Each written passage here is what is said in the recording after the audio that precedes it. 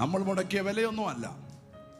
2000 വർഷങ്ങൾക്ക് മുമ്പ് 2 കള്ളന്മാരുടെ നടുവിൽ ആകാശത്തിനും ഭൂമിക്കും മധ്യേ തേജസ് ധരിച്ചിരുന്നവൻ, ദൈവത്തിൻ്റെ മഹത്വമായിരുന്നവൻ, ദൂതന്മാരുടെ ആരാധ്യ പുരുഷൻ, ശാരോനിലെ പനിനീർ പൂവായിരുന്നവൻ, 10000ങ്ങളിൽ സുന്ദരനായിരുന്നവൻ, രോമമെല്ലാം വലിച്ചു പറിച്ച് മുതുക് മുഴുവനും ഉഴവുചാല് പോലെ അടിച്ചു കീറപ്പെട്ട് തലയിൽ മുൾക്കിരീടമടിക്കപ്പെട്ടവനായി, കൈകാലുകൾ ആണിയാൽ വിരിക്കപ്പെട്ടവനായി, ആകാശത്തിനും ഭൂമിക്കും മീതെ ആമേന് ശ്വാസം എടുത്തും ശ്വാസം വലിച്ചും ആ ശരീരത്തിൽ രക്തം വാർന്നൊഴുകുന്നവനായി, നഗ്നനായി കിടക്കുന്നത് അടുത്തു നിന്ന് കണ്ട അവന്റെ അപ്പോസ്തലൻ യോഹന്നാൻ പറയുകയാ, കൺമീൻ, നാം ദൈവ മക്കളെന്ന് വിളിക്കപ്പെടുവാൻ പിതാവ് എത്ര വലിയ സ്നേഹം നൽകിയിരിക്കുന്നു.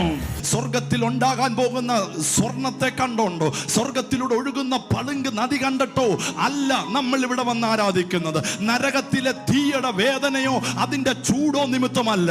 യേശു നമുക്ക് വേണ്ടി തകർന്നത് കണ്ട്, അവന്റെ വേദനയുടെ നടുവിൽ എന്നെ ഓർത്ത് കരഞ്ഞത് കണ്ട് ഇന്ന് പകൽ വിളിക്ക ധൈര്യത്തോടെ, അപ്പാ പിതാവേ.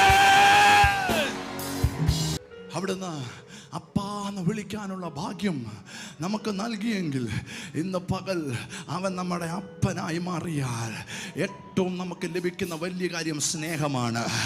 ഇന്നത്തെ തലമുറയിൽ സ്നേഹത്തിന് വലിയ അർത്ഥങ്ങളില്ല. കാര്യസാധ്യത്തിനു വേണ്ടി സ്നേഹിച്ചിട്ട് വഞ്ചിച്ചു പോകുന്ന അനേക ആളുകളുടെ നടുവിൽ യഥാർത്ഥ സ്നേഹത്തെ കാണാൻ കഴിയത്തില്ല. യാതൊരു പ്രതിഫലവും നോക്കാതെ സ്നേഹിച്ച ഒരു സ്നേഹമേ ഈ ലോകത്തിലുള്ളൂ. അത് യേശുവിന്റെ സ്നേഹമാണ്. എന്താണ് യേശുവിന്റെ സ്നേഹത്തിന്റെ പ്രത്യേകത?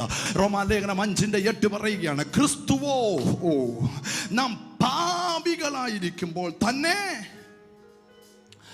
നമുക്ക് വേണ്ടി മരിക്കാൻ ദൈവം തനിക്ക് നമ്മോടുള്ള സ്നേഹത്തെ പ്രദർശിപ്പിക്കുന്നു. ആമേൻ. നീ ആരാധിക്കാൻ മിടുക്കാണെന്നും നീ സ്വത്രാഴ്ച 100 രൂപ എല്ലാ ആഴ്ചയിലും ഇടുമെന്നും അറിഞ്ഞോണ്ടല്ല അവൻ നിന്നെ സ്നേഹിച്ചത്.